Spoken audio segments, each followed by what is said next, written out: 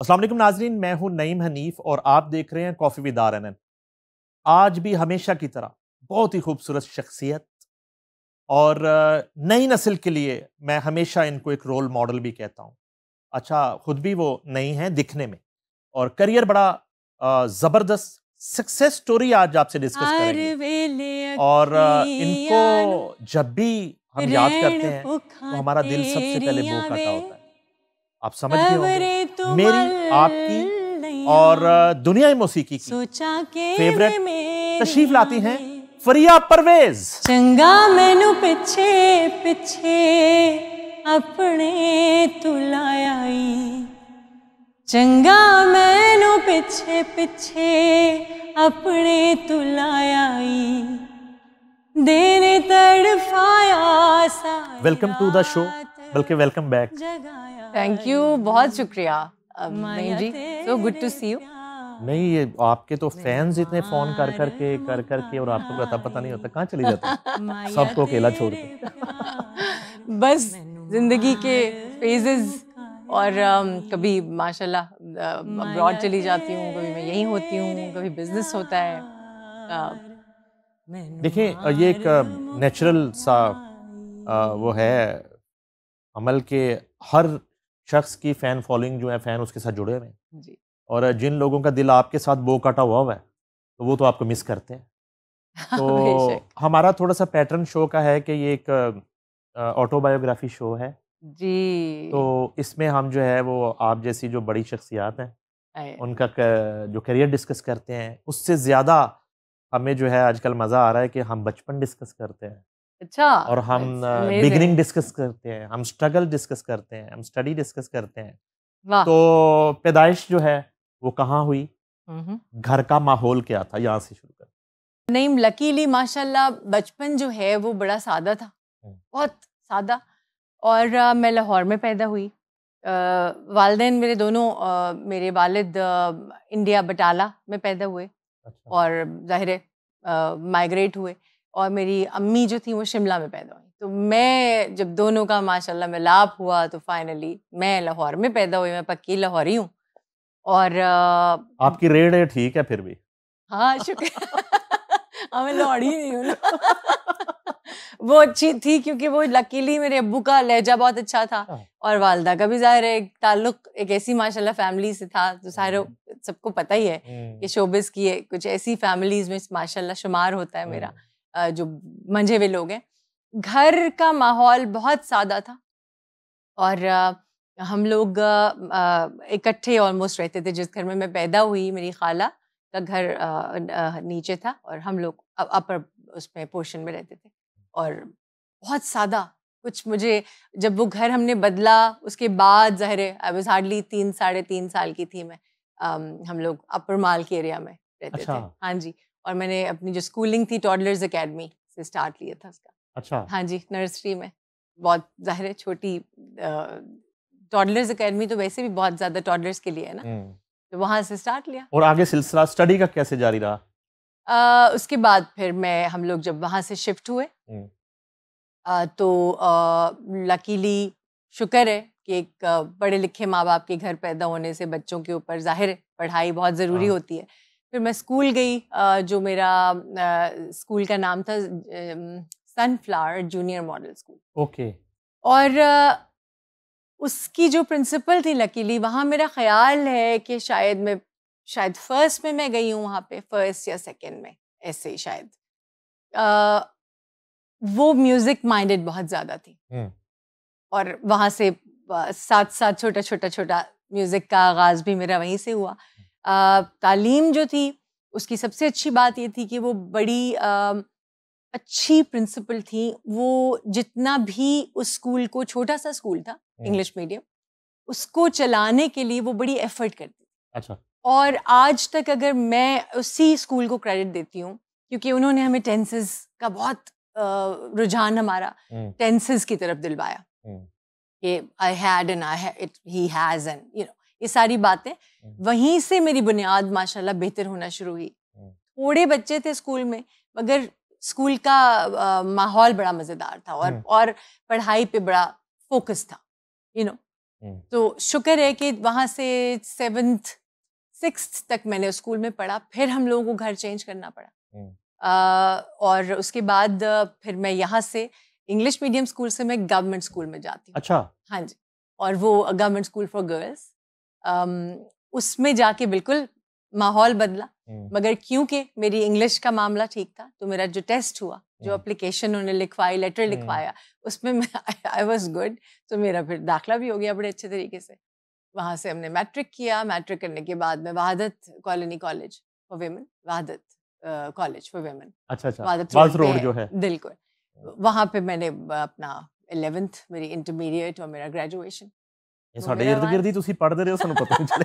हाँ जी, क्योंकि जब और फिर ना जब नाम हो जाता है ना, नहीं तो फिर सारे कहते हैं नहीं नहीं आप तो कनेड की में ही पढ़ी होंगी, नहीं नहीं आप तो लाहौर कॉलेज में ही पढ़ी होंगी। मैं बड़े फ़ख्र से, मैं जहाँ जहाँ पढ़ी हूँ मैं बड़े फ़ख्र से बताती हूँ, क्योंकि हर जगह पे माहौल बड़ा अच्छा था। इत्तेफाक से अल्हम्दुलिल्लाह उस वक्त तालीमी जो हमारे इदारे थे वो बड़े सीरियस थे।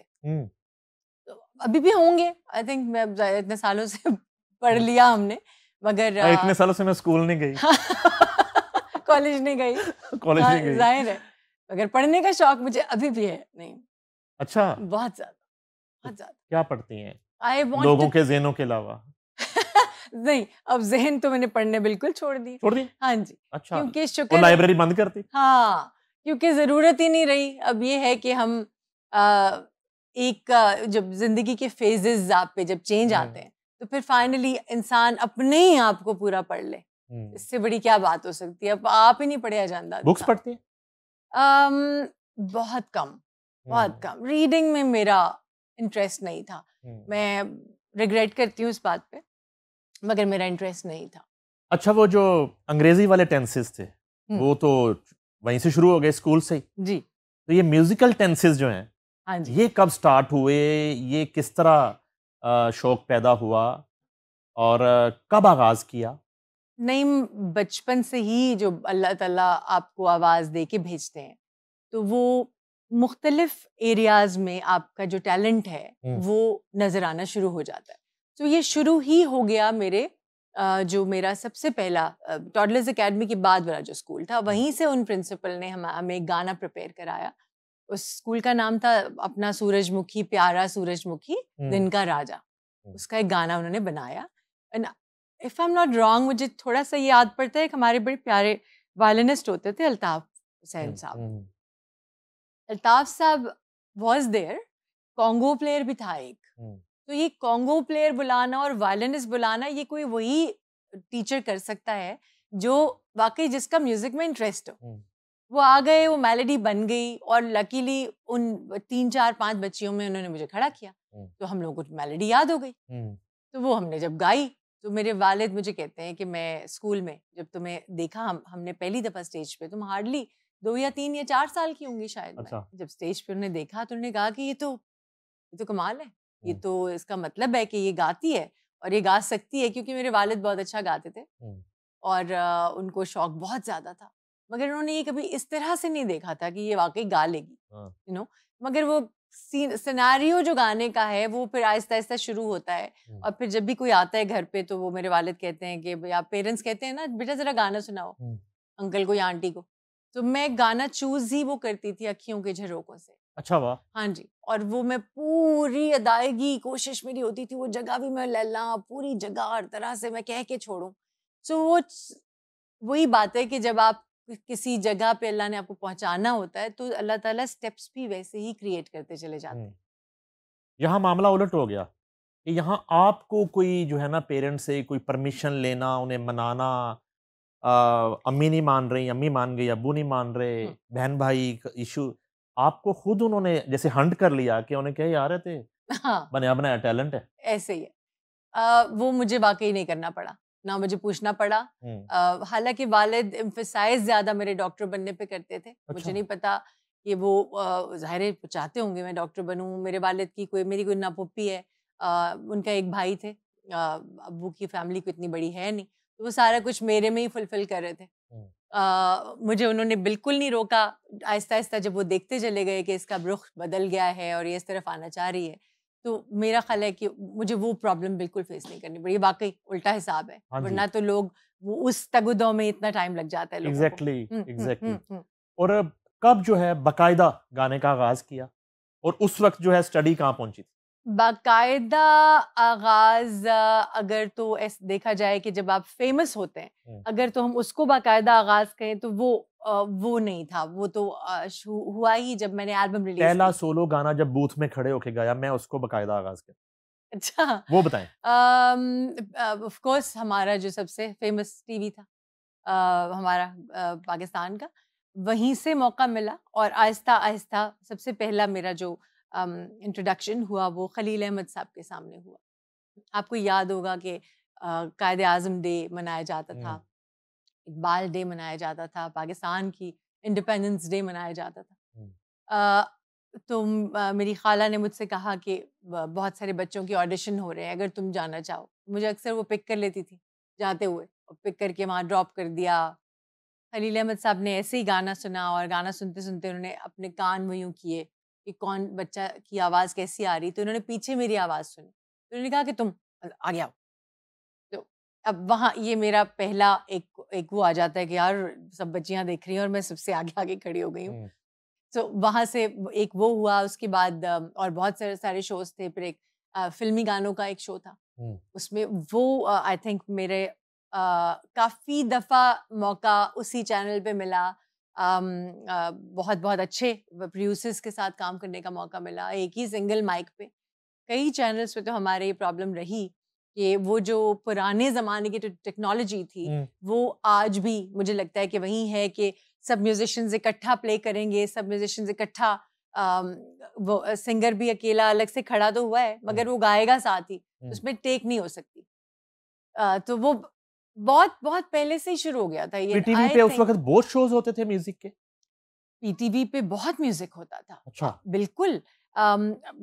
एक तो यही जो सारे इवेंट्स होते थे अब क्या हुआ, छोटे-छोटे इनके माइक गुम हो गए हैं कहीं क्या?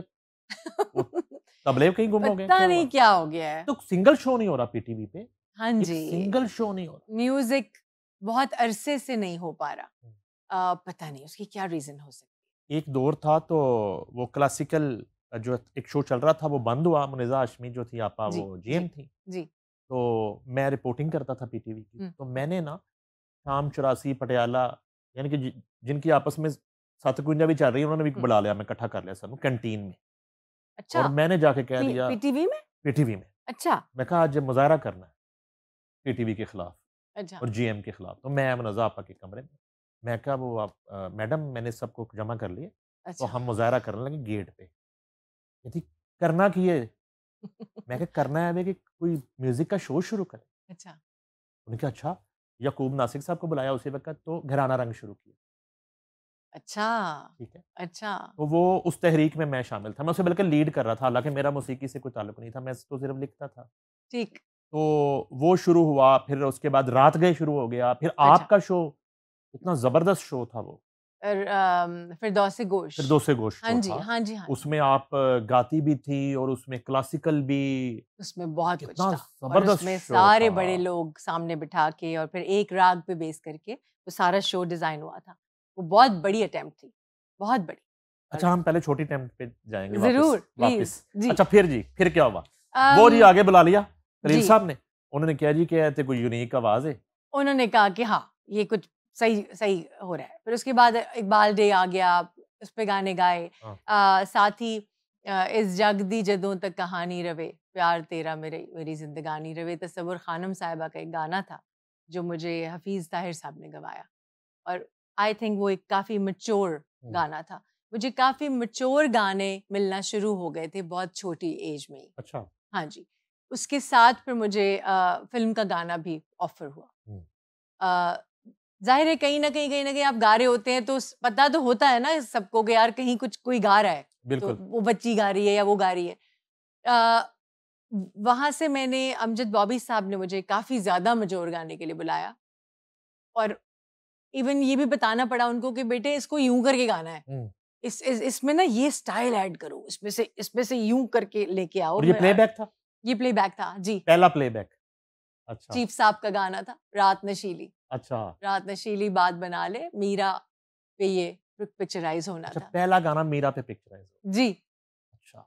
और गाने का वही बात है कि बोलों के हिसाब से उन्होंने कहा कि इसको ऐसे कहो, नु कैस रहा, एक्सप्रेशन जो है एक्सप्रेशन दे, फील करके गा। हम्म। वो मेरा ख्याल है कि मैं उस वक्त बहुत ही छोटी थी, और माइक का एक अपना रोब होता है, और फिर अमजद बॉबी साहब का एक स्टाइल था गवाने का।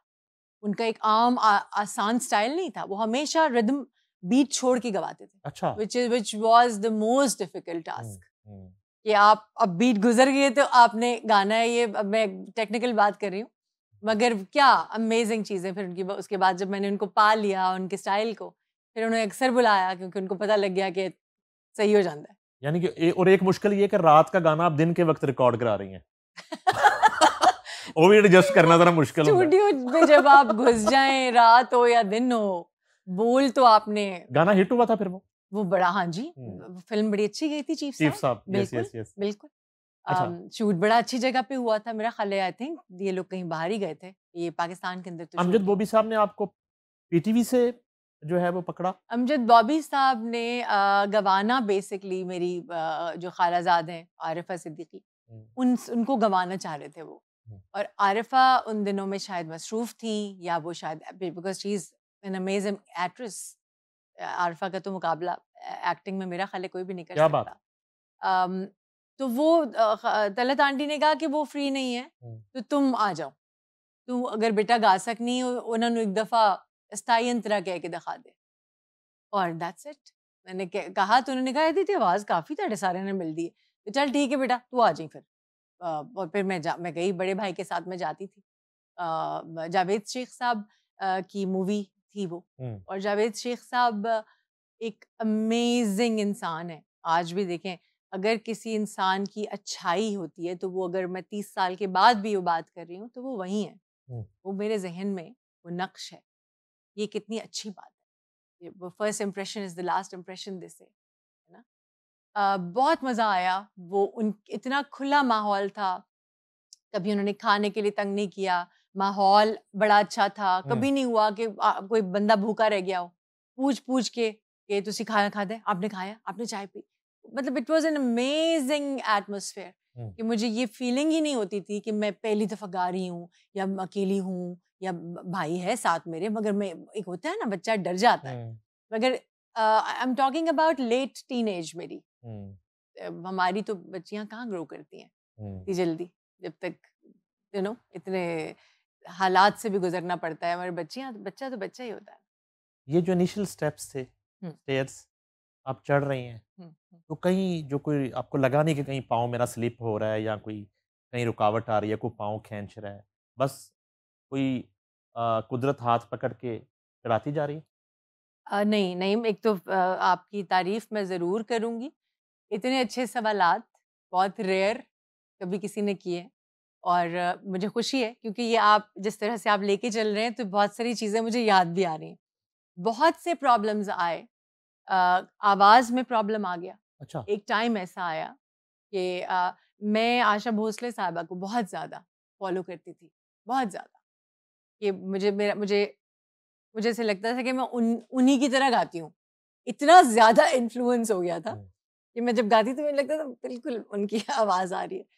वो बेसिकली हमारी और उनके खित्ता जो 2 खित्ते हैं, इनकी जो आवाज़ें हैं उनमें डिफरेंशिएशन सिर्फ यह इतनी सी है कि वो गाते हैं फ़ॉल्सेटो में थोड़ी-सी रगी से, और हम गाते हैं अपनी छाती की आवाज़ से, सीने से गाने की कोशिश। हमारा बना ही ऐसा हुआ है शायद। एक स्टाइल भी है, हमारे इन्फ्लुएंसेस भी ऐसे हैं। मैडम नूरजहां को ही देख लें।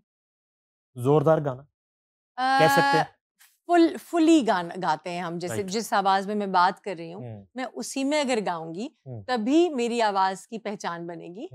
अगर मैं जरा सी भी नाक में ले जाती हूँ तो टोन चेंज हो जाएगी। अच्छा। फॉल्सेटो में चले जाते हैं तो जाहिर बारीक हो जाती है आवाज। सो वो जो लकी हैं हम कि हमें इस तरह के टोन्स मिले। आवाज में जो 2 आवाजें चेंज हुई उनसे एक गले में प्रॉब्लम, एक अजीब सी गरारी सी शुरू हो गई यानी। और वो भी मैं लकीली मुजाहिद हुसैन साहब का, क्योंकि मेरे साथ बहुत काम हुआ, फिर फाइनली पतंगबाज भी मैंने उन्हीं का गाया। उन्होंने फिर मुझे इस चीज़ में से बहुत हेल्प आउट किया, निकाला। फिर सजाद अली साहब जो हैं, the great legend singer, he is been my mentor. बहुत बातें उनसे सीखी मैंने, उनकी फैमिली से मेरा बहुत प्यारा ताल्लुक है। ये रिजर्व रहना भी उनसे सीखा है, रिजर्व मीडिया से दूर रहना भी उनसे सीखा है। नहीं, बिल्कुल नहीं, बिल्कुल नहीं। वो तो खैर फेजेस हैं, उनकी अपना एक तरीका है, मेरा अपना तरीका है। वैसे भी नहीं, काम उस तरह की जिंदगी, उस तरह का मामला रहा भी नहीं काम में। नहीं, आप पहले भी थोड़ा जो है ना वो इतना आपका वो नहीं था बड़ा मगर काम किया, मिजाज। मगर बहुत काम किया। अच्छा, तो मुझे तो रोक ही नहीं पाया कोई, मैं तो हर जगह तो मुझे जाना पड़ जाता था।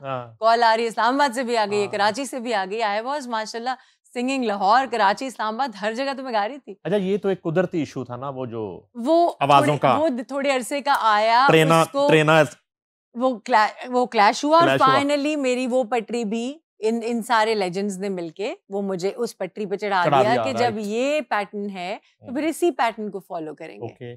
और उसके बाद हम लोग, मेरा टूर आ गया, मैं टूर पे चली गई, और वो सारी और भी प्रैक्टिस साथ अब गा रहे होते हैं तो एक तरह का रियाज हो रहा होता है। अब जब फाइनली अब गा रहे हैं ना, कहीं आप अपने उस करियर में हैं, तो करियर खुद ब खुद ही रियाज कराता रहता है। जैसे practice makes the man perfect, जाहिर है, तो वो एक तरह का प्रैक्टिस होती है। आप दूसरे वाली रुकावटें? दूसरी बहुत सी रुकावटें, मेरे लिए माहौल बहुत नया था।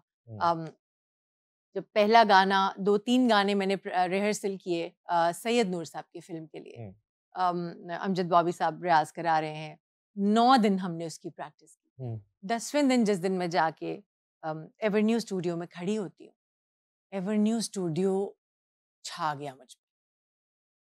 वो पूरा स्टूडियो की, एक तो उसके स्टूडियो की एंट्रेंस, फिर वो जो गुंडे निकल रहे होते हैं जेड़े फिल्मी, सारे ऑब्वियसली देखे ने भाई, वो फिल्में शूट हो रही होती हैं, दुनिया जहान होती है स्टूडियोज में। उस जमाने की बात कर रही हूँ जब माशाल्लाह फिल्में चल रही थी बहुत ज्यादा।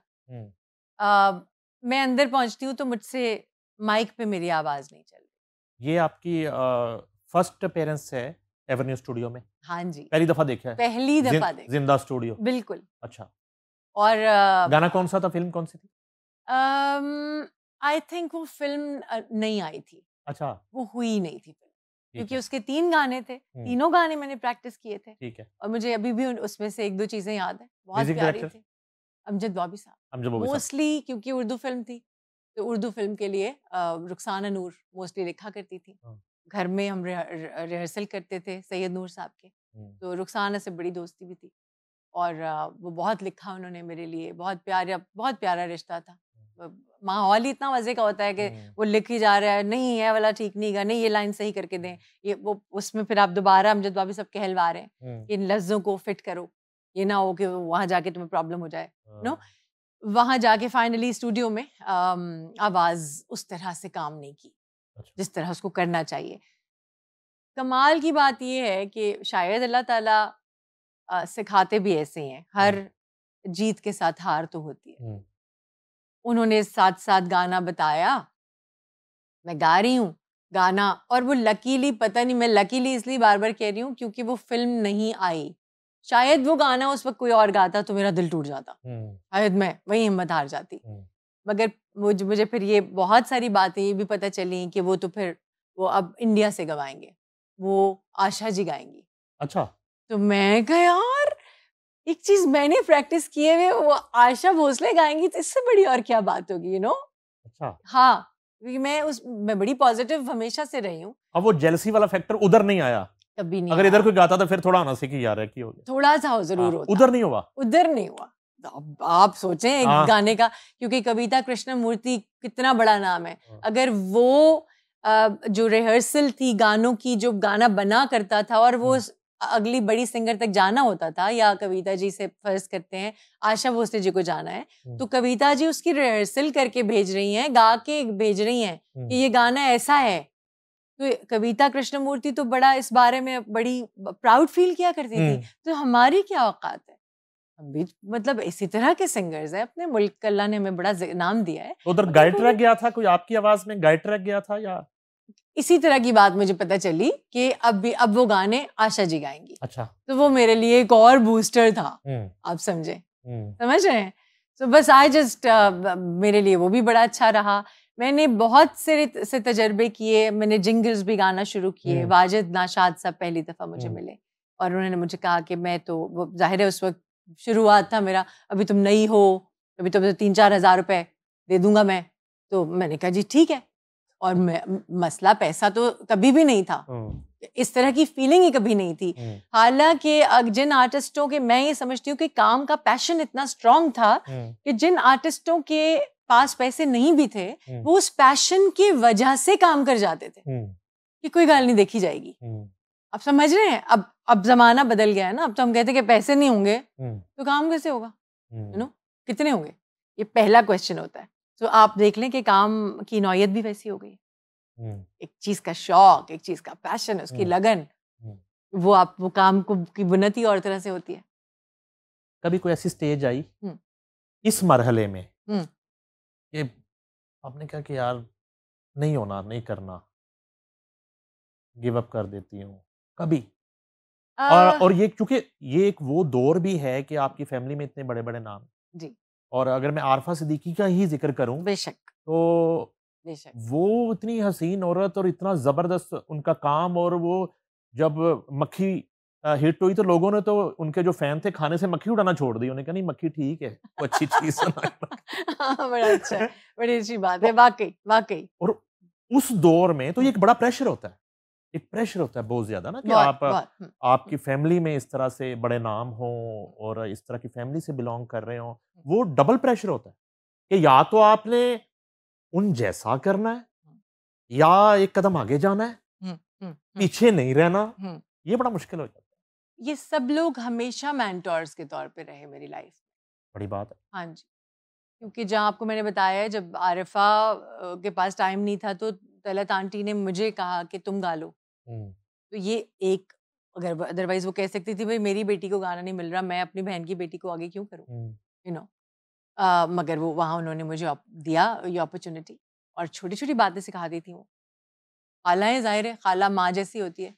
इस तरह की पॉजिटिविटी, रवायात, इकदार, रख रखाव, ये था बहुत ज़्यादा, बहुत ज़्यादा। मेरे अपने घर में भी था। मेरे वालिद ने ही बहुत सारी चीज़ें हमारी करेक्ट की, क्योंकि अब्बू के दादा ने उनको बताया हुआ था कि अगर अब्बू का एक दिन पैर हो गया दादे की तरफ, अब्बू के दादा की तरफ, जिन्होंने ज़्यादा अब्बू को लुक आफ्टर किया, मेरे अब्बू के दादे ने, तो दादा ने छड़ी मार दी, और वो छड़ी का निशान आज भी है।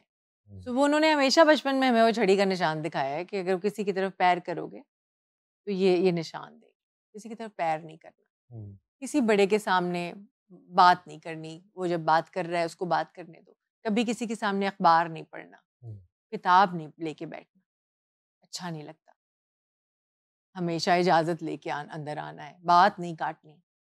अब्बू ने बहुत सारी रवायात सिखाई, और क्योंकि वो सारे ही अच्छे लोग थे, सादे से लोग थे, मेरा ख्याल है वो चीज़ें बचपन से मेरे साथ आज भी चल रही हैं। ये वाली एज है, अब वो स्टडी और इस तरह अल्लाह ताला ने जो है ना वो एक थाम लिया सिलसिला जी। तो काम में ही बस लग गई कि कुछ हॉबीज भी होती थी जो इस एज में होती हैं, लड़कियों के शौक होते हैं, क्या करती थी? काम में मैं लग तो गई, मगर मैंने स्कूल और कॉलेज लाइफ से गेम्स में भी बहुत हिस्सा लिया। मसलन एक्स्ट्रा करिकुलर बहुत ज्यादा थी, मैं वॉलीबॉल बहुत अच्छा खेलती थी। अच्छा, हालांकि गांगड़ी सी थी मैं, लेकिन हाइट माशाल्लाह आपकी ना, तो अजब बात है।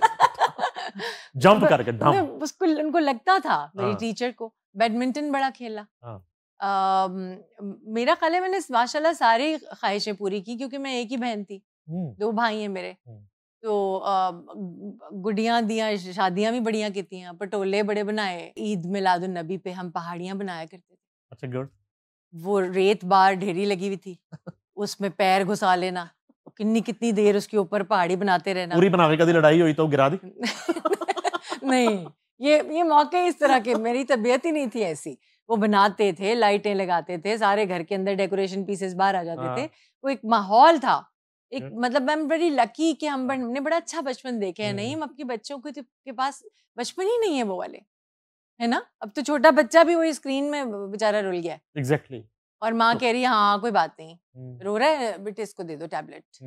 तो चीज बहुत चेंज आ गई है ना, बहुत चेंज आ गई है। हमारे पास ही टाइम नहीं है बच्चे को देने की, तो बच्चा अब थोड़े दिन में ही आपको टाइम देना बंद कर देगा। पहले तो बच्चा बचपन में हमारे साथ होता था ना, पढ़ाई तक साथ है, स्कूल तक साथ है, कॉलेज तक साथ है, जल्दी छूट जाएंगे मुझे लगता है रिश्ते। अच्छा, लाहौर जिन एरियाज में आप पली बढ़ी, वहां तो बसंत ऐसे मनाई जाती थी, एक त्योहार होता था, बिल्कुल, और लोग आते थे और खाने बन रहे होते थे और कितने दिन पहले तैयारी हो रही होती थी। कमाल है वो बसंत पहले बताएं, याद है कोई कभी गुड्डी छुड्डी उड़ाई, छत पे गई कभी? बहुत भाई वगैरह कर रहे हैं तो ऑब्वियसली। अच्छा, ऑब्वियसली मैं अपनी तरफ से बड़ी क्रिएटिव थी हमेशा से। अच्छा, आर्टिस्टिक मेंटालिटी थी। भाई क्योंकि गुड्डियां उड़ाता था, अच्छा, तो मैंने लिटरली शॉपिंग बैग से गुड्डी बनाई भी हुई है। कमाल है। आपने मोमजा में दी गुड्डी? Yes yes yes. हाँ जी। और झाड़ू का तिनका बाकायदा लगा के ऊपर पहले उधर बांधा, उसको सीधा लाके इस वाले कोने पे स्क्वायर काट के, फिर इधर बांध के, इधर बांध के। बड़ी मुफ्त भर पतंगबाज हुई हैं आप। और ऐसी उड़ भी जाती थी यार। हाँ। क्योंकि वो रिवाज था ना, कश्तियां भी थे कहारी बनाते से, वो रिवाज थे ना। अच्छा, हाँ, तो छत पे जाके वो बड़ी कोशिश भी करती थी मैं उड़ाने की। अच्छा। मुझे याद है उस वक्त आई थिंक मैं जब भी मैं करती थी मेरे पास कोई दोस्त बच्ची भी नहीं कोई साथ होती थी। अच्छा, मेरा ख्याल है कि मैं, हाँ जी, मैं मोस्टली अकेली, फिर जाहिर है गुड्डे उड़ा रहा है भाई और वो कहता पिन्ना फाड़, मेरा पिन्ना फाड़।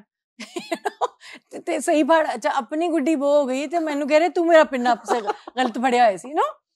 ऑब्वियसली। सो बड़ा बड़ा बड़ा मजेदार वक्त गुजरा है। पतंग लूटी कभी कोई पतंग गुड्डा? गुड्डे जाहिर है बसंते जमा करती थी। और ये मेरी पतंगबाजी की गाना मशहूर होने से बहुत पहले हम बड़ी मजेदार बसंते मनाते थे। आरिफा, मैं और मेरी एक और कजिन होते थे, हम लोग बाकायदा पीले कुर्ते सुहांदे सांसी। कमाल है। हम बड़े मजेदार बसंत के, उस एक ब्राइट कलर होता है ना, जर्दे से भी ब्राइट, वो उसके कुर्ते बनवाने। अच्छा, हाँ हाँ, हम बड़ा छत पे जाना, चारपाइयाँ सेट हुई हुई हैं और पता नहीं क्या क्या था, वो एक अजीब दद्देगे बन रही होती थी, खाना बन रहा बड़ा आला, माहौल था पूरा, बिकॉज हम सारे इंसान ही तो आपस में एंजॉय कर रहे होते थे ना। असल में ये वजह थी कि वो बसंत आपके अंदर थी।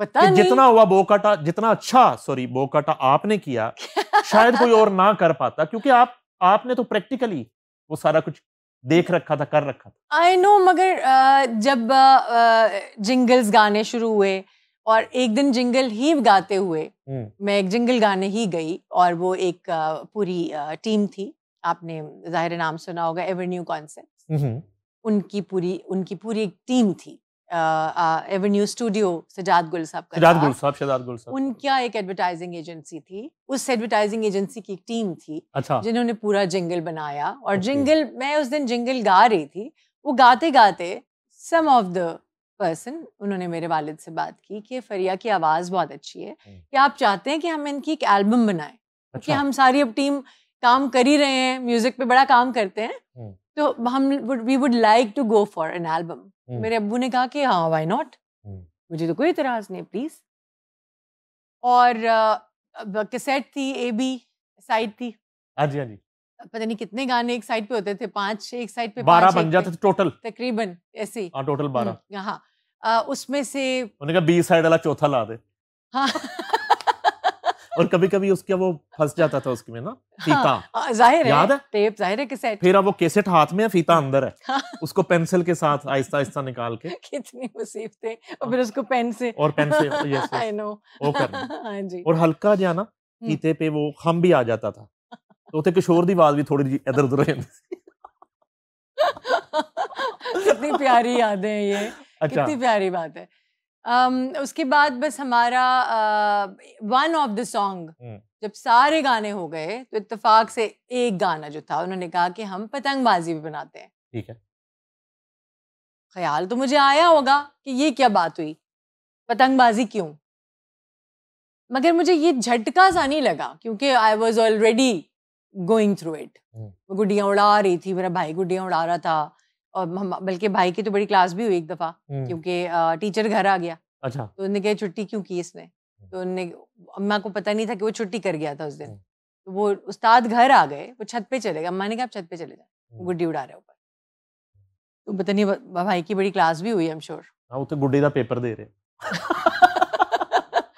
यू नो उसके बाद इससे पहले पतंगबाजी के गाने जो है ना वो कोई इस तरह के दुखी टाइप थे, मेरी जिंदगी है क्या, कटी पतंग है टाइप, यानी कि इस तरह का गाना नहीं था जो बसंत हाँ वाला जी, सॉन्ग हाँ जी, हाँ जी। वो इससे पहले नहीं था। और हालांकि देखा जाए तो बोकाटा भी एक काफी सुरीला गाना है, क्योंकि मुजाहिद हुसैन साहब की approach towards music has been very serious and very professional. ये पूरा एल्बम मुजाहिद साहब ये कंपोज कर सारा रहे थे? एल्बम मुजाहिद साहब का था, मगर डिजाइन इस तरह से था कि हम कुछ वेस्टर्नाइज म्यूजिक भी डालना चाहते थे, तो हमने कुछ अंग्रेजी गानों को भी उर्दू में डालने की कोशिश की। इसी में क्योंकि मेरी आवाज की जो वर्सटिलिटी थी वो नजर आ रही थी सबको, उसमें एक गजल भी थी, उसमें हर तरह का रंग था। तो पतंगबाज also one of them. It was all planned कि हम बसंत के दिनों में किसी टाइम पे ये गाना रिलीज करेंगे, और क्योंकि उनके पास स्पॉन्सर्स भी थे तो स्पॉन्सर हुआ गाना, और गाना जब स्पॉन्सर होता है तो वो हमेशा एक टाइम पे लगना शुरू हो गया, हर रोज हर रोज हर रोज हर रोज। फाइनली वो जाहिर है एस्टेब्लिश हो जाती है चीज, एस्टेब्लिश हो गया गाना। ये अब तक के कैरियर का सबसे बड़ा हिट हो गया, उस वक्त तक सबसे बड़ा हिट हो गया, व्हिच मेड मी फरिया परवेज। वो गाने ने मुझे बनाया, जाहिर है, क्योंकि जब मैं ऐसे गुजर ही रही थी तो किसी ने कहा वो फरिया जान। मैं कह रही कोई रिश्तेदार लगता है मेरा, तो क्या पता मैं कौन हूँ।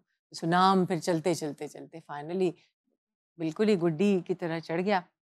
ऐसे ही होता है, वो बसंत का तराना बन गया।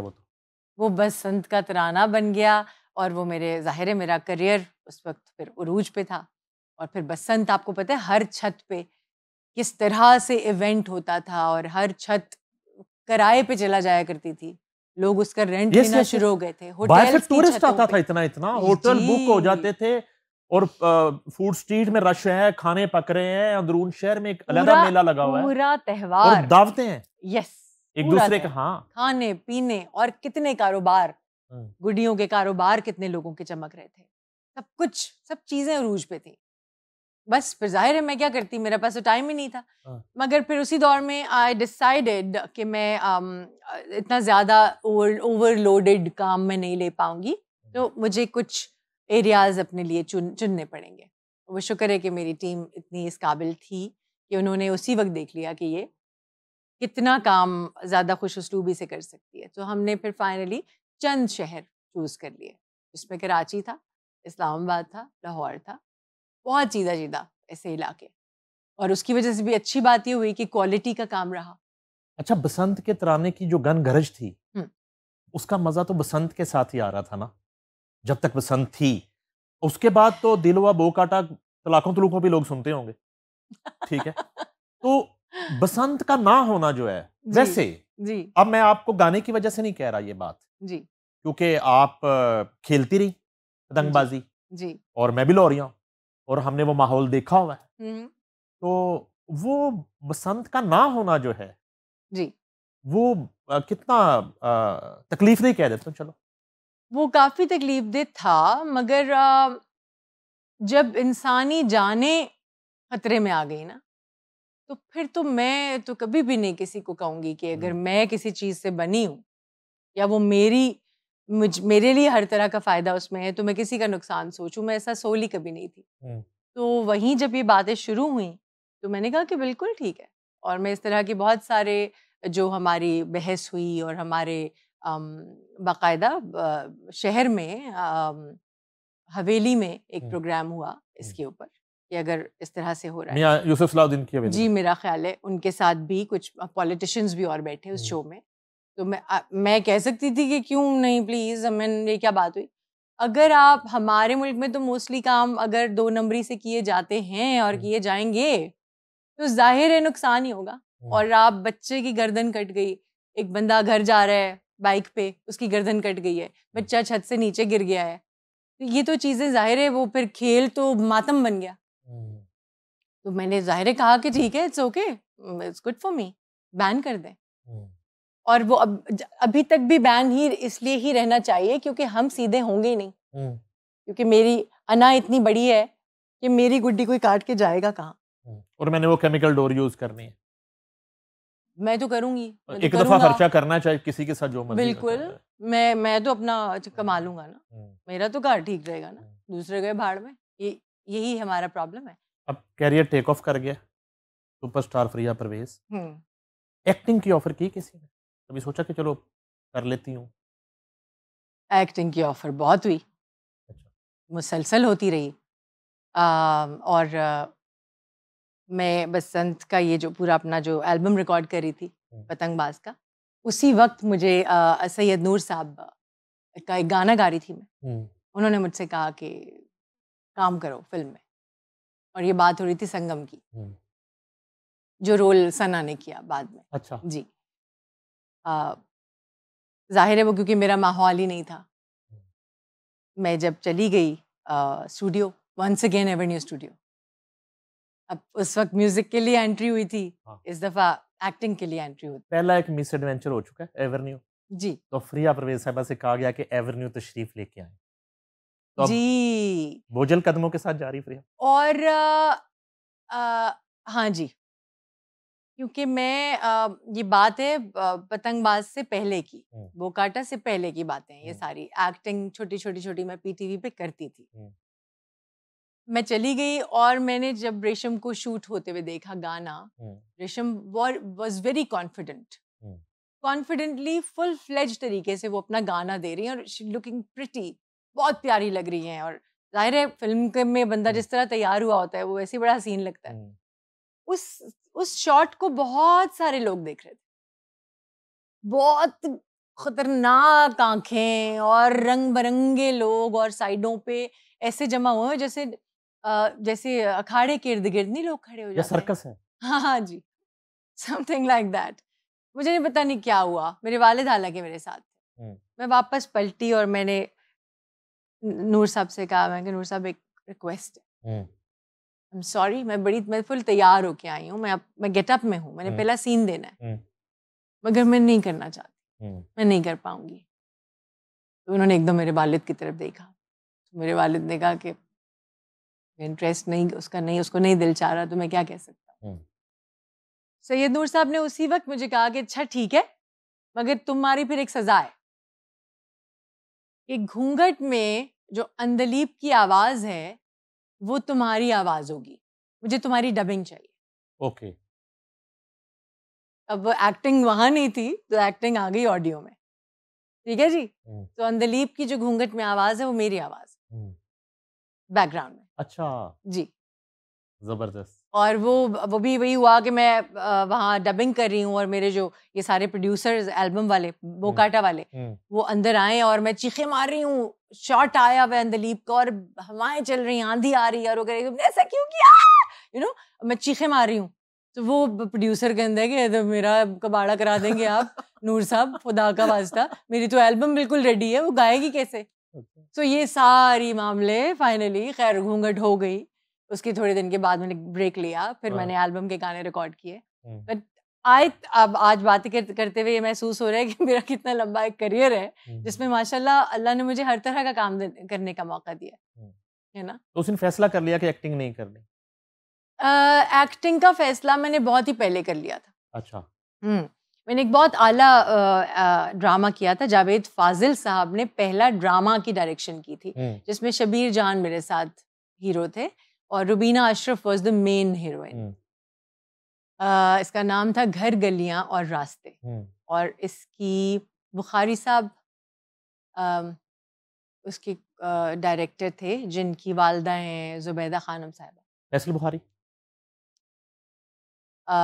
वो पूरा मेरे साथ फिर एक वो पूरा ड्रामे का सीन था। उस वक्त मैंने तलत आंटी से हेल्प ली कि मैं ये लड़की जो है ये चिन्योटी कोई, जैसे आप समझें हवेलियां और बैकग्राउंड होते थे, उसमें वो बच्ची जो है वो दबी हुई है और वो उसको कहीं आने जाने की इजाजत नहीं है, मगर वो क्योंकि बहुत पढ़ी हुई है, और अब्दुल कादिर जुनेजो साहब का सॉरी, और अब्दुल कादिर जुनेजो साहब का लिखा हुआ ये स्क्रिप्ट है। अब आप उसमें गड़बड़ भी नहीं कर सकते। उन्होंने मुझे सिखाया, मैं उनके सामने बैठी हुई सीख रही थी, और तलत आंटी ने कहा आ जाया करो, मैं तुम्हें स्क्रिप्ट करा दिया करूंगी। ठीक है। कमाल। अब वो लड़की कभी हंसती है, कभी रोती है, कभी वो बहुत बड़ी बात करती है, कभी वो अजीब सा एक डायलॉग है, वो पता नहीं कहाँ से होता हुआ वो कहाँ गया, और जब मैं वापस पलट के देखती हूँ तो वो शेर के ऊपर बैठा हुआ है। इस तरह के डायलॉग्स और याद ही नहीं होते ना, उल्टी बातें कर रही है वो। तलत आंटी ने जरा सा रोना उनको आता था तो वो अपनी आंखों को यूं यूं करती थी, उनके आंसू टप टप बहना शुरू हो जाते थे। मैं ये देख के इतनी शॉक हुई, मैंने कहा यार काम तो इनका है, मैं क्या कर रही हूँ, मुझसे तो ये होगा ही नहीं। कोशिश मैंने फिर भी बहुत की, इतनी कोशिश की कि मुझे गयूर अख्तर साहब मिले एक दिन रास्ते में चलते हुए, तो मुझे कहते क्यों है तेनू, मैं कही कुछ नहीं, कहते नहीं कुछ होया तेनू, एड्डा तारी ना कर, कोई ड्रामा कितना ही, अल्लाह गवाह है, he asked me this, उनको पता भी नहीं था। अच्छा कमाल है। मैंने कहा हाँ जी सिर्फ एक ड्रामा कर रही हूँ। कहता है बहुत तारी कर लिया तुम। ये बड़े लोग थे, क्या बात है, ये समझदार, आंखों से देख लिया अगले ने मुझे। एनीवेज उसके बाद फिर मुझे फाइनली एक वैसा ही और ड्रामा ऑफर हुआ, फिर मुझे जमील बिस्मिल साहब मिले। जमील बिस्मिल साहब ने मुझे बताया कि ऐसे अगर हंसना पड़े तो किस तरह हंसना है, किस तरह हंसिया कर, ये सारी बातें कितनी, मैं I am blessed and thank you so much for reminding me all this. मैंने उस दिन उस ड्रामे में ये तहिया किया कि एक्टिंग मेरा काम नहीं, एक्टिंग तो बहुत बड़ा काम। कई लोग कहते हैं नहीं गाना नहीं गाया जाता, एक्टिंग तो हर कोई कर लेता है, नहीं, अपने वजूद से निकल के कोई काम करना दुनिया का टफेस्ट काम है, कर ही नहीं सकते आप। मैं तो अपना वजूद चेंज ही नहीं कर सकती, मेरा तो वो टाइप ही नहीं है।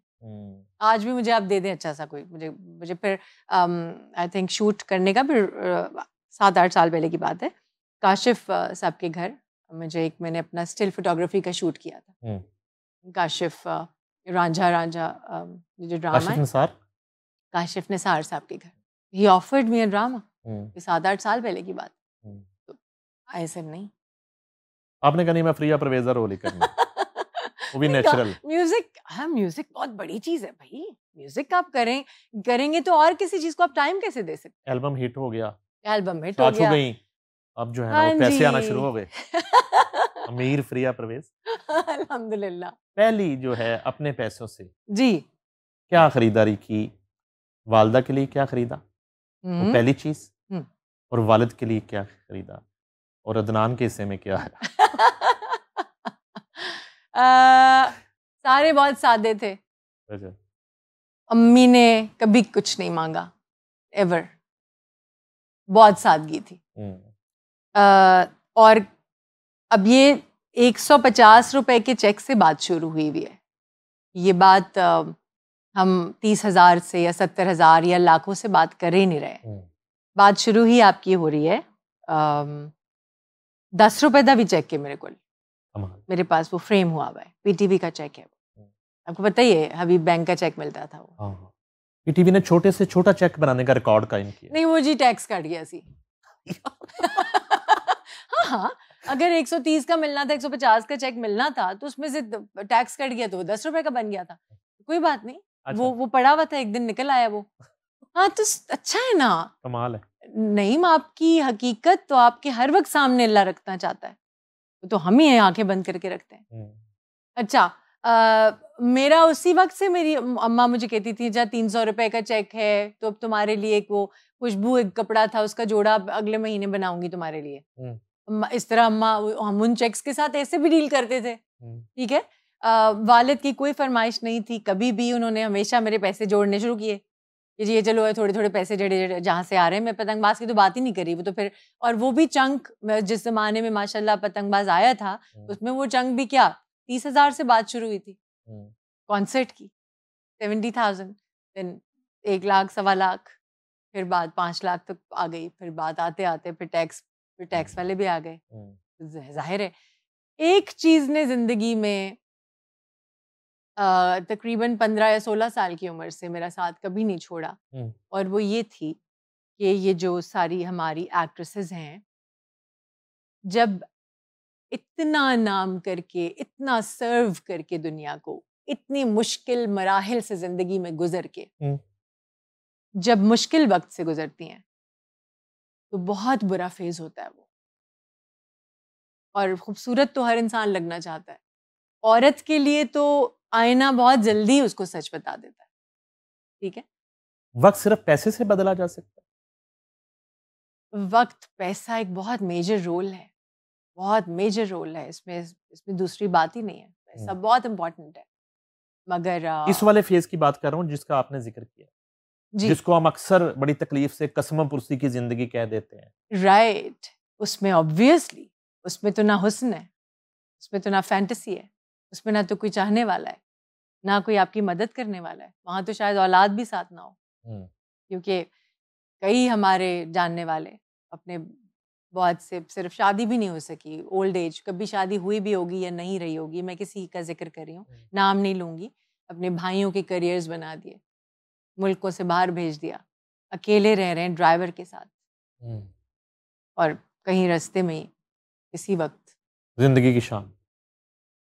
तो उसके लिए पता नहीं क्यों आप इनसिक्योरिटी कह लें मेरी, if I am not wrong, सूरन लता साहिबा का इंतकाल हुआ था और मैंने ये सुना था कि किसी घर के किसी गराज में वो रहती थी और उसी गराज में उनकी डेथ हुई। हालांकि मेरा नहीं ख्याल मैंने तलत आंटी को हमेशा अच्छी हालत में देखा माशाल्लाह, बिकॉज उनके एक बेटे बाहर हैं, आरिफा के भाई हैं, और माशाल्लाह he is been looking after everybody, सारों ने हमेशा उनको बहुत साथ दिया है, अच्छी औलाद है माशाल्लाह। मगर वो फेज़ मुझे हमेशा हॉन्ट करता था और वो फेज़ मुझे काफ़ी साल हॉन्ट करता रहा। तो बजाय इसके कि मैं अपनी चीज़ें ज़ाया करती, मैंने हमेशा इस ख्वाहिश का इज़हार किया और माशाल्लाह उसको मुकम्मल भी किया। मैंने अपने भाई के ऊपर एफ़र्ट की। आई ऑलवेज़ वांटेड हिम कि वो एक काम करें और वो एक कारोबारी इंसान हो। वो माशाल्लाह कॉन्ट्रैक्टर बन गए और हमने माशाल्लाह दोनों ने कंस्ट्रक्शन कंपनी रन की। हम लोगों ने बहुत काम किया। उस सारी चीज़ में से निकलने के लिए मैंने पैसे ज़ाया नहीं होने दिए।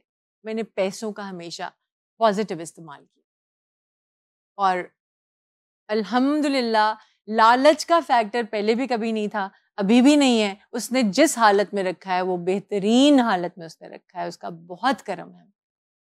ये राग रागनियों से खेलते खेलते, ये गुड़ियां पटोलों से खेलते खेलते अचानक जो है बिजनेस वुमेन बनने का कैसे सोचा, ये ख्याल कैसे आया, और पहला कारोबार क्या किया, पहली इन्वेस्टमेंट क्या की?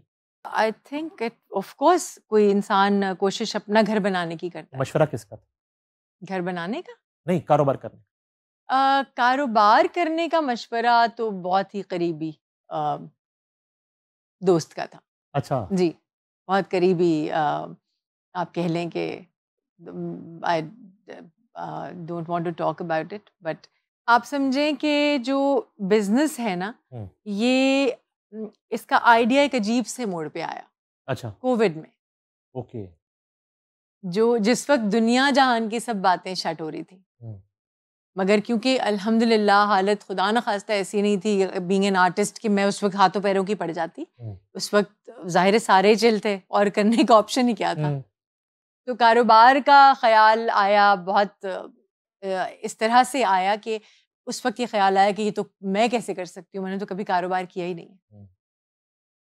बस उस वक्त कारोबार जो था उसके ऊपर मुझे लगा कि जितनी भी कोई 30 से 40 लाख कोई ऐसी अमाउंट लग जाएगी, क्योंकि ये तो लगाना ही पड़ेगा कुछ शुरू करने के लिए। उसके बाद हमने वो शुरू कर लिया, वो काम शुरू हुआ, उसको बनाना शुरू किया। भाई क्योंकि माशाल्लाह कॉन्ट्रैक्टर है तो मुझे बाहर जाना ही नहीं पड़ता, मैं उसी को कहती हूँ मुझे ये कर दो, वो ये कर देता है, इसको ये हटा दो, उखाड़ दो, ये चीज़ करते हैं, वो कर देता है। तो हमने मिल के वो डिज़ाइन किया। ये क्या प्रोजेक्ट था? फरिया परवेज सैलून। अच्छा।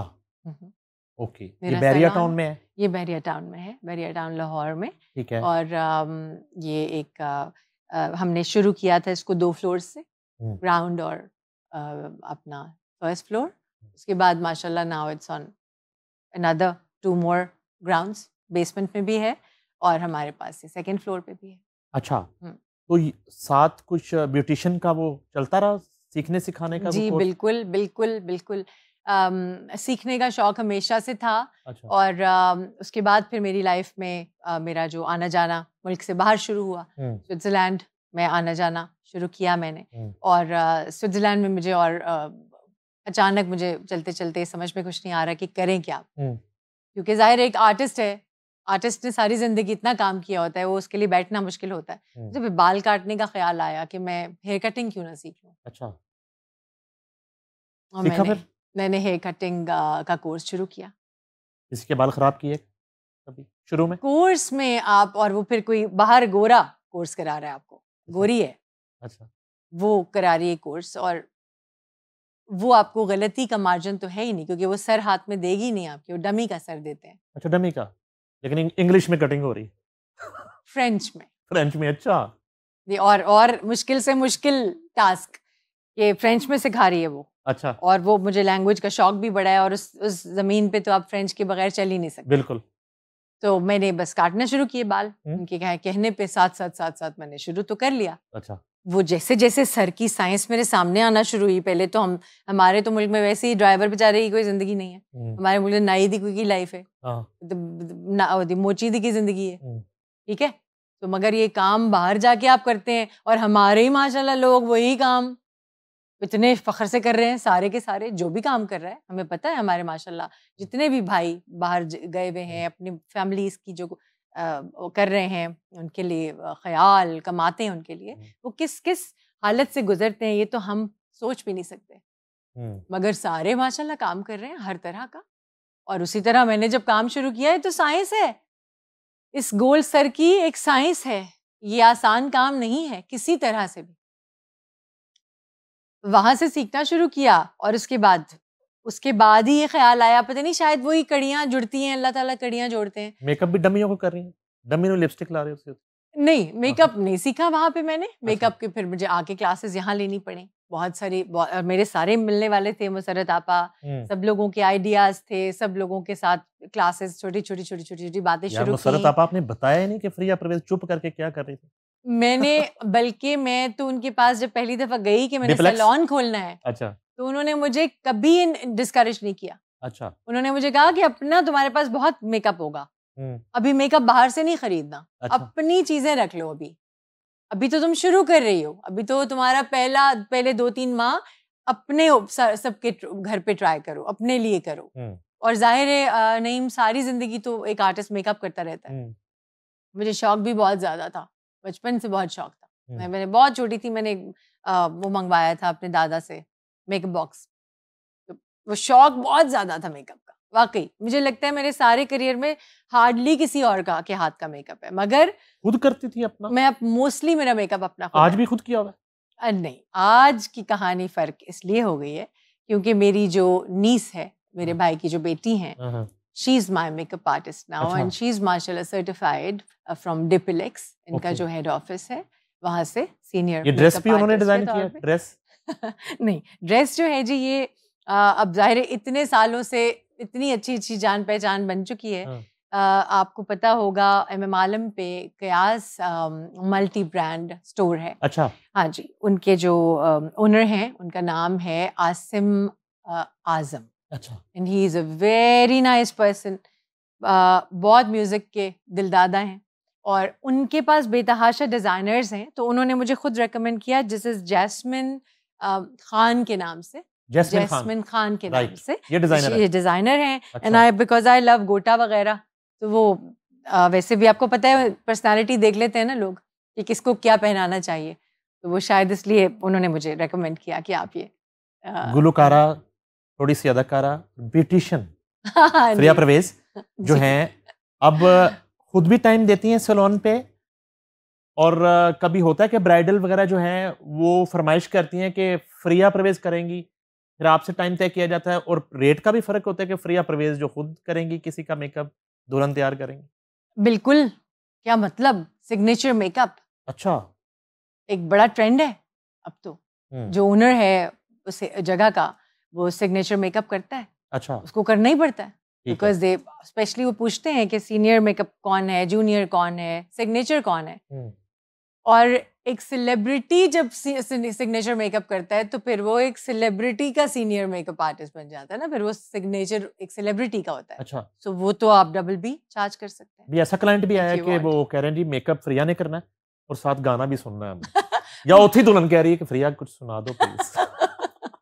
हाँ, उसने क्या कहना था, वो जाहिर है मेरे तो रग रग में गाना है, तो मैं वैसे ही गुनगुनाती रहती हूँ। तो मुझे कई दफा बाद में जाके कोई रिव्यू जब किसी ने दिया तो उन्होंने लिखा कि बड़ा मजा आया, वो मेकअप करते करते गुनगुना भी रही होती थी, तो हमें बड़ा मजा आता था। मुझे अल्लाह गवाह, मुझे पता भी नहीं चलता मैं किस वक्त गुनगुना रही हूँ। तो वो अंदर से निकल आता है ना, जाहिर है, पार्ट ऑफ माई बॉडी। सो और अब कैसा चल रहा प्रोजेक्ट आपका, कैसा चल रहा है? प्रोजेक्ट बहुत अच्छा चल रहा है, क्योंकि नीयत साफ होती है जब, तो आपका काम में निखार आता ही आता है। मैं बच्चियों के साथ बहुत ज़्यादा इंटेंस हूँ, उनकी मेहनत को लेके। मेरे पास बहुत सारी बच्चियाँ ऐसी आई जिनको कभी वो काम आता ही नहीं था, उन्होंने मेरे पास काम सीखा। अल्लाह ताला ने मुझे इस काबिल बनाया कि मैं 10, 11, 12 बच्चियों का माशाल्लाह उनकी तनख्वाहें, उनका घर, उनका ज़रिए मुआश मेरा कारोबार है। और अल्लाह ने मुझे इस काबिल बनाया, जो इंसान कभी ये सोच के भी डरता था कि मैं तनख्वाह किसी को कैसे दे सकती हूँ, वो माशाल्लाह माशाल्लाह वो पढ़ते 2 से 3 से काम चला, और फिर बच्चियाँ माशाल्लाह 12 हो गई। फिर जो सबसे अच्छी बात है वो ख़वातीन के लिए, मैं ये समझती हूँ कि मेरी नीस जो हैं, उनको मैंने मेकअप सिखाया, और अब वो माशाल्लाह मेरा पूरा जो मेकअप का सारा आप समझें डिपार्टमेंट है। शी इज़ माशाल्लाह looking after the whole thing, she is looking after the whole beauty salon. मेरी मैं जब नहीं होती तो सारा लुक आफ्टर करती हैं। तस्मिया अदनान उनका नाम है। अच्छा। और माशाल्लाह शी इज़ वेरी टैलेंटेड। उसका भी टैलेंट बिल्कुल उसी तरह ही मैंने पकड़ा जैसे मेरा टैलेंट का गाना कब पकड़ा गया, कि वो अचानक एक दिन बैठ गई। और ये कमाल बात थी कि ये मेकअप ऑलरेडी ऑर्डर कर चुकी थी। I think she was hardly 15 शायद उस टाइम पे। और मैंने कहा कि चलो अब करो मेकअप आज। और जब मैंने अपनी आंखें खोली तो मैं हैरान रह गई कि वो एक किसी बच्चे का हाथ नहीं था, वो एक अच्छा समझदार हाथ था जो YouTube से सीखा हुआ बच्चा है। अच्छा, ग्रेट। और फिर उसके बाद आई स्टार्टेड सेंडिंग हर one of my very good friend. उनका नाम है वजीहा। Wajiha is from Karachi. और वजीहा ने बहुत दिल से, बहुत प्यार से तस्मिया को सिखाया। और उसके बाद तस्मिया ने फिर एडवांस मेकअप के लिए डेफिलेक्स भी ज्वाइन किया। और मतलब कारोबार और करियर बच्चियों का होना ज़रूरी है। होना चाहिए उनके पास, बच्ची के पास स्किल होनी चाहिए। उसके लिए उसका घर, उसका शौहर, उसके लिए उसकी मेजर प्रायोरिटी ज़रूर होनी चाहिए। मगर अगर बच्ची को स्किल दे दी जाए तो मैं समझती हूँ उसमें कोई हर्ज नहीं। जिस तरह मेकअप सिखा रही हैं आप नए लोगों को, गाना कभी सिखाया किसी को?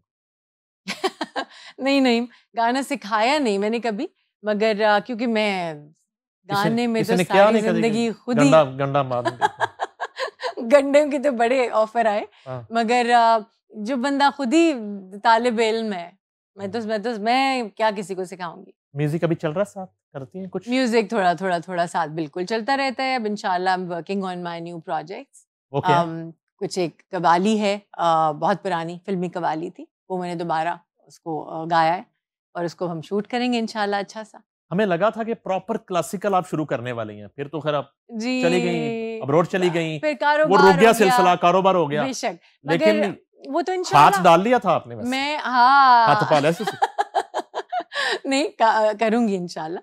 क्लासिकल भी करेंगे, कुछ ना कुछ बिकॉज अब मजे की बात पता क्या हो गई है, नहीं पहले हम दुनिया के लिए गा रहे थे, अब तो हमारा अपना चैनल है, अब तो हमें कोई रोक भी नहीं सकता, तो अपनी मर्जी से हम जो मर्जी करें। तो अपनी मर्जी से जब करने का मौका आया ना, तो मुझे वो थोड़ा सा मुश्किल लगना शुरू हो गया, क्योंकि अपनी चॉइस आपको वो लगता है ना, उसमें कमी लगती है हर दफा कि नहीं यार ये नहीं, यार ये करती हूँ, ये कर लेती हूँ। ये मुश्किल फैसला खुद किया था मैंने क्लासिकल करना है, जितना भी किया आपने, और वो इतना आसान नहीं था? आसान नहीं होता, क्लासिकल कभी भी आसान नहीं है, वो बुनियाद है, वो सुरों की पहचान है। किसने कहा? मेरा शुरू दिन से ही जो पहला सीखने का अमल था वो गवालियर घराने से ही शुरू हुआ। गवालियर से? राइट। हाँ जी बिल्कुल। मेरे उस्ताद शगन साहब के भाई थे। गुलाम हसन शगन साहब के बेटे? गुलाम हसन कादर शगन साहब के ताया। ताया? जी, वो बहुत बहुत अच्छी बड़ी उम्र में मेरे पास आते थे, और उन्होंने जब आके गाना सुना था तभी उन्होंने मुझे कह दिया था, और ये पतंगबाज रिलीज होने से 2 साल पहले की बात है। He was at that time he was 89। वो पैदल आते थे मेरे घर। काफी लंबा एक रास्ता था, बस से उतर के वो काफी लंबा रास्ता तय करके आते थे, और उन्होंने आते ही मुझे कहा कि आवाज तो ठीक है, तो अब हम इल्म पे काम करेंगे। तो उन्होंने मुझे वहीं से भैरवी और एमन शुरू करा दिया। यूनिवर्सिटी घर आती थी आप? क्या बात है, बेशक। कौन सा राग गाया पहला? सबसे पहले हम मोस्टली हाथ डालते हैं भैरवी को। अच्छा, Because वो आसान उसमें- पड़ता? भैरवी में सारे सुर होते हैं। भैरवी को रागों की नानी भी कहा जाता है। अच्छा, जी। उसमें आप तमाम सुर इस्तेमाल करते हैं और ये बहुत खूबसूरत चीज़ होती है भैरवी।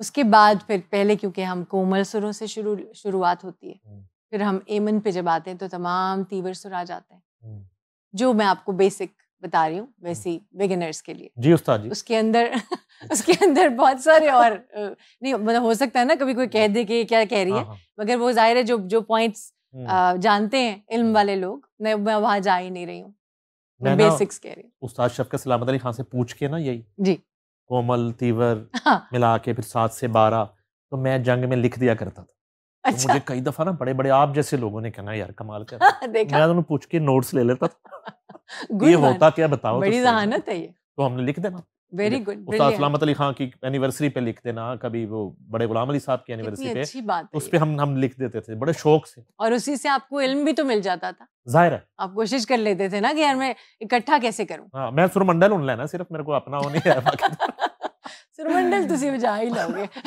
अच्छा, मुझे जो है ना बहुत से लोगों की तरह जी आपका माया सॉन्ग इतना पसंद है और रहा है, बहुत कम ऐसे गाने बने। आपका अपना फेवरेट गाना कौन सा? बहुत सारे हैं, बहुत सारे, इसी बहुत सारे, क्योंकि 6-7 एल्बम्स रिलीज हुई, उन्हीं में से बहुत सारे गाने खड़े हैं ख्वाब हथेली पे रख के। बहुत सारे कुछ ऐसे गाने भी हैं जो मैंने लोगों के गाए, फैज साहब का आज बाजार में बाबजौला चलो, बहुत सारी गज़लें मेरे अपने गानों में, जाहिर है माहिया तेरे प्यार is one of the beautiful song. ये किसने कंपोज किया था? बग्गा। अच्छा, ताहिर अली बग्गा जी, ये उन्होंने बनाया था और इज़ वेरी टैलेंटेड माशाल्लाह। बहुत सारे गाने गाए मैंने और हर कमर्शियल गाना ज़रूरी होता था, क्योंकि जहाँ लोग गाना सुनने वाले हैं वहाँ नाचने वाले भी तो बैठे, तो उनको भी केटर करना पड़ता था। आपके सैलून में किस तरह का म्यूजिक चल रहा होता है? आपका चल रहा होता है या नहीं, दूसरों की भी इजाजत है कि यार चलो मैं जब मैं नहीं होंगी तो किसी और का लगा लेना? तो नहीं, बिल्कुल नहीं, बिल्कुल नहीं। शुक्र है मैं वैसी इंसान नहीं हूँ। बहुत प्यारा सबका, सभी का गाना चलता है, और बल्कि अंग्रेजी गाने भी चलते हैं अब, क्योंकि मेरा अचानक एक अंग्रेजी गानों का एक फेज स्टार्ट हुआ। अच्छा। मुझे कभी वेस्टर्नाइज म्यूजिक पसंद नहीं था। अच्छा। यानी कैसे मुझे पसंद आना शुरू हो गया वो भी जाहिर है क्योंकि जो गवैया है वो जो सुनता है वही फिर उसके आवाज में चीजें निकलना भी शुरू हो जाती हैं। तो आई वांटेड एक और डायमेंशन सुनना उसको, तो मैं वो भी सुना। हम सारा कुछ सुनते हैं, बल्कि मेरा गाना चलता है ना नहीं, तो मुझे आज भी लगता है यार ये लाइन मुझे ऐसे कह देनी चाहिए थी। अच्छा। ये लफ्ज मैंने कैसे कह दिया, यहाँ मैंने सांस क्यों ले लिया। तो मैं वो उनमें से निकलूंगी तो मैं कुछ अपना सुनूंगी ना। आपको अंदाजा है कि बातें करते करते कितना वक्त गुजर चुका है? मुझे यकीनन अंदाजा बिल्कुल। अभी तो बातें, अभी तो कहानी शुरू हुई है। शो शुरू करें फिर। क्या बात है, देखिए क्या अच्छा। आपका जर्नलिज्म आज तक काम आ रही है, बड़े लोग हैं ना फिर। अच्छा, एक काम करते हैं जी, ऐसे तो कई शोज करने पड़ेंगे बेशक, तो हम एक रैपिड फायर की बजाय ना एक छोटा सा सेगमेंट ये कर लेते हैं कि हम कुछ लोगों को ट्रिब्यूट कर देते हैं।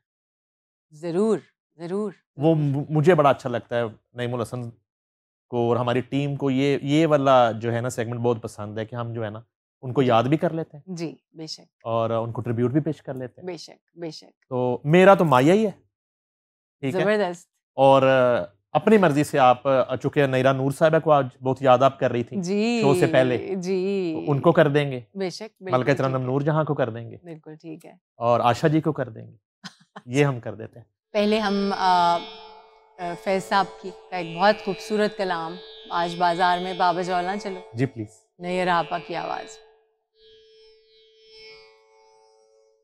चश्मे नम जाने शोरीदा काफी नहीं, तोहमते इश्क पोशीदा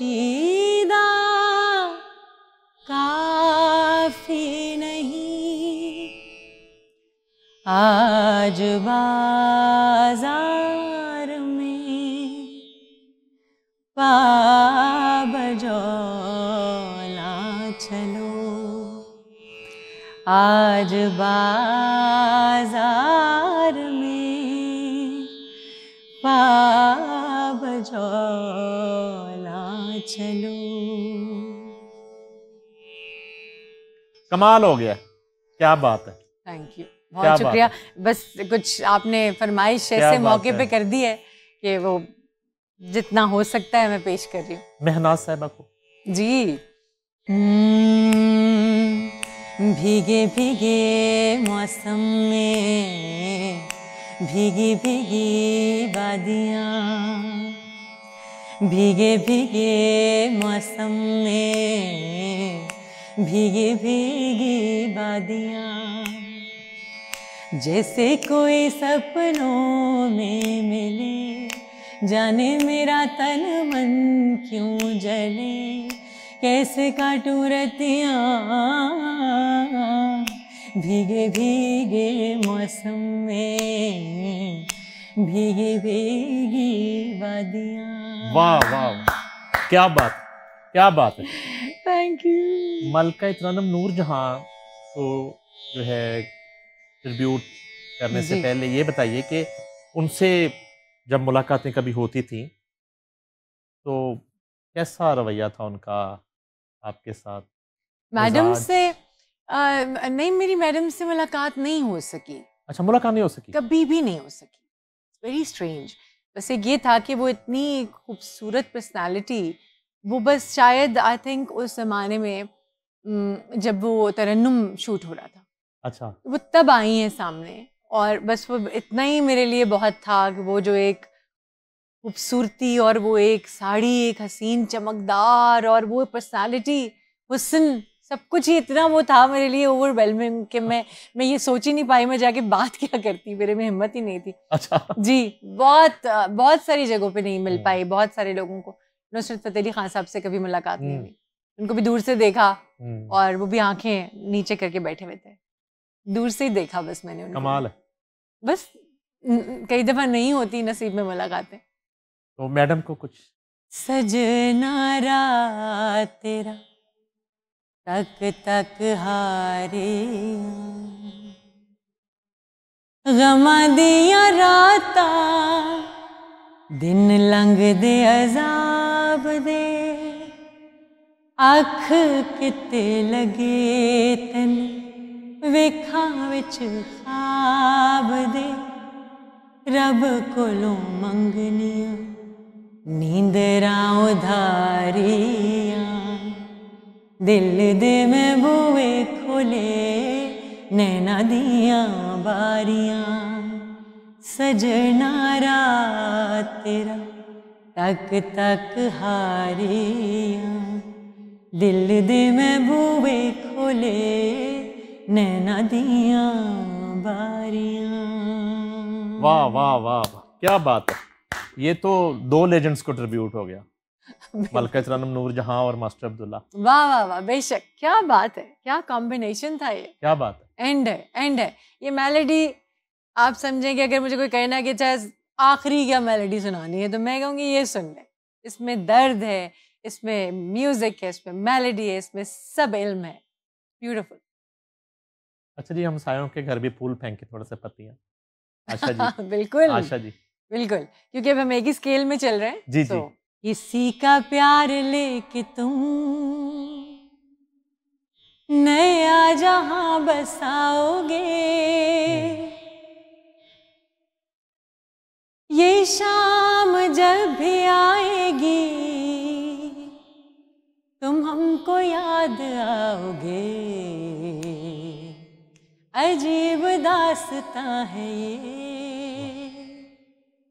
कहाँ शुरू कहाँ खत्म, ये मंजिलें हैं कौन सी, ना तुम समझ सके ना हम। वाह, क्या बात है, क्या बात है, क्या बात है।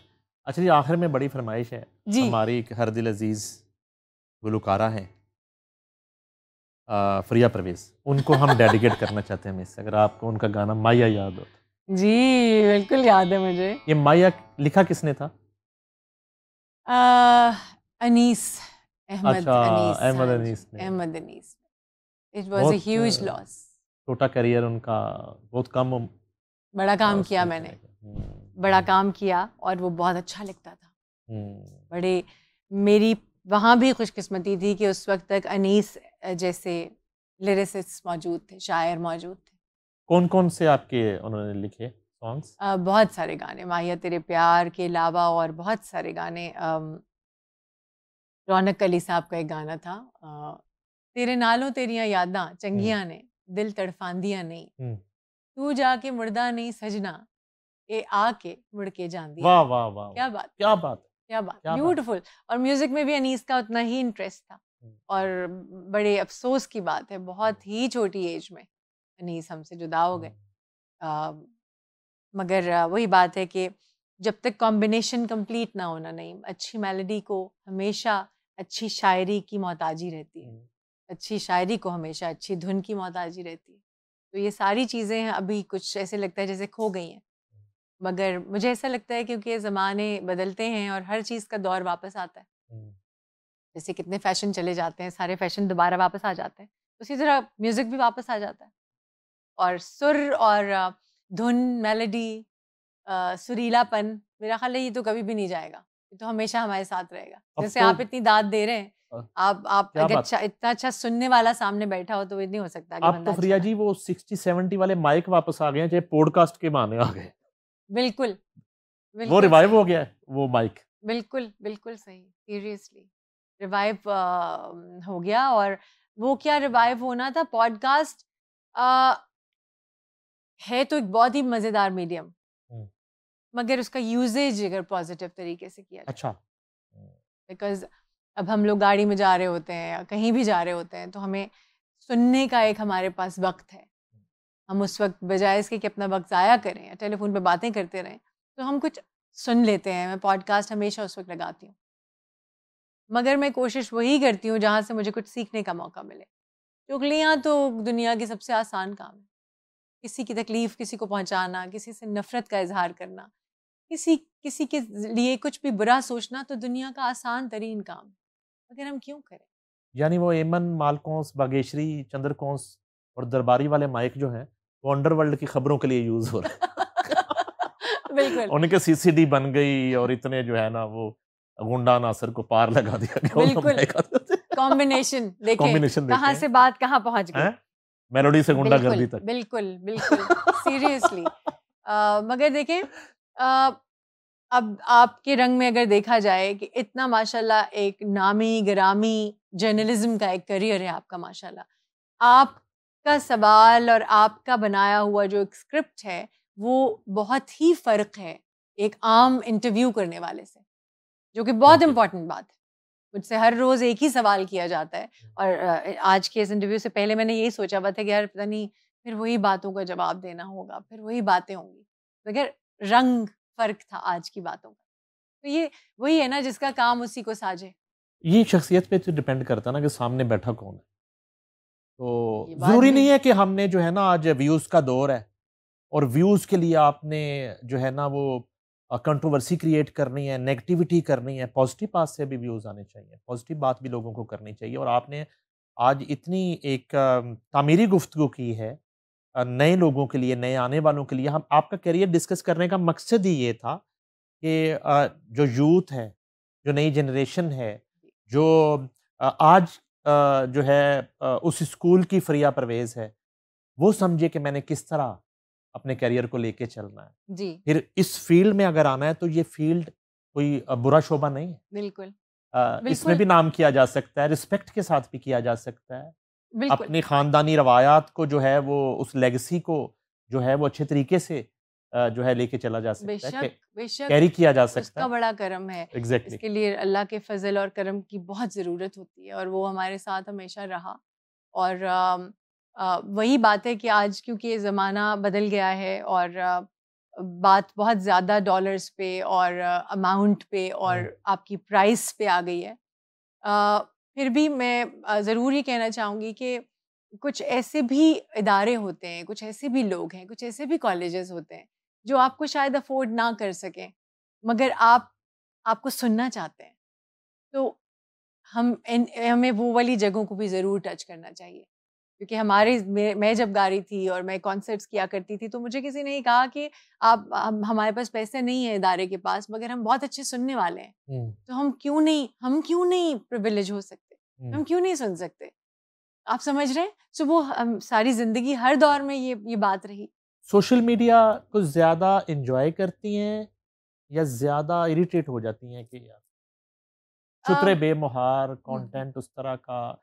जैसे आपने पहले कहा कि बच्चों के हाथ में मोबाइल है, अब बच्चे को अंगेज रखना जो है ना, फीडर से ज्यादा मोबाइल जरूरी हो गया। तो ट्रू। और माँ की गोद से ज्यादा जो है ना, उसे कुछ नहीं चाहिए, तो उसे तो बस मोबाइल दें, वो लेटा और वो हर तरह का कंटेंट देख रहा है, कोई बैरियर नहीं है, उसे रोकने का तरीका नहीं है, कुछ चेक नहीं है, तो जैसा कंटेंट आ रहा होता है तो कुड़ती हैं कि यार क्या मुसीबत है। क्योंकि नहीं, आगे जो आने वाले लोग हैं ना, बच्चे जो हैं, अब वो हमारा तो फ्यूचर वही है हम लोग। और अब कितना साल इंसान जिंदा रहता है, वही अपनी तबई उम्र वो पूरी करता है, मगर बच्चा जो आने वाला है, आपका तो मुस्तकबिल वही है। एग्जैक्टली। तो वो सीख क्या रहा है? तालीम अगर बच्चे को, अब जो जाहिर है हर जगह ये हमने सुना है कि 7 साल तक बच्चे को घर की तरबियत बहुत ज़रूरी है, प्यार मोहब्बत बहुत ज़रूरी है, माँ बाप का साथ बहुत ज़रूरी है, मगर उस वक्त ही तो हमने उसको, उसी टाइम पे तो हमने टैबलेट दे दी है, और टैबलेट में तो किसी वक्त कुछ भी सामने आ जाता है। रेज अलग से तकलीफ दे रही हैं, आंखें अलग से ख़राब हो रही हैं, गर्दनें अलग से, पॉस्चर्स ख़राब हो रहे हैं। और माँ का एक जो फिगर है, अगर वो बच्चे को अपनी एनर्जी नहीं देगी, अगर बच्चे को टाइम नहीं देगी, तो फिर माँ करेगी क्या? माँ ने बच्चा पैदा करके दुनिया में लाई है वो, या बाप लाया है, सो इन दोनों का ही तो सबसे इम्पोर्टेंट टाइम चाहिए उसको। इन दोनों के खराबी से, माँ बाप की जिंदगी में खराबी होने से बच्चे की पूरी जिंदगी खराब हो जाती है।